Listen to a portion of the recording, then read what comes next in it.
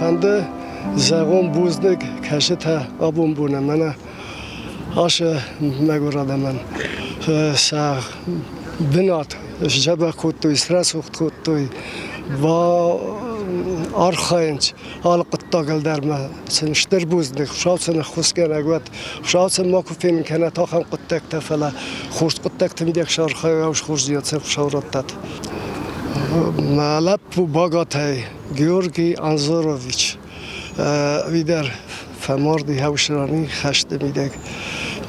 Ham abum bu pamyatnik xurze arazınç. Сашарам был рад. Спасибо ему.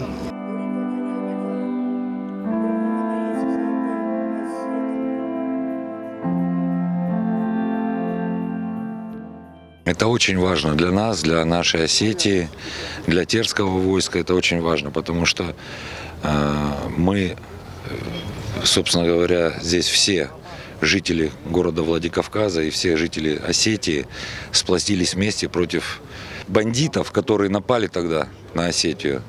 Поэтому здесь для нас это очень важно. Я, например, на тот момент был по сокращению штатов уволен из вооруженных сил. Вот. Я как бы на тот момент был, как сказать, в запасе военный. Поэтому свои знания я непосредственно применил здесь. Основные силы наши от ополчения казаков вместе, значит, со всеми остальными мы были в основном там, вот на той стороне Терека, на Реданте. Здесь у нас было меньшее число. Ну, здесь в любом случае помогали ополченцам. Как сказать, линия, так сказать, разграничения, линия фронта, она здесь вот проходила. Немножко дальше, там вот где пятиэтажки, в той стороне.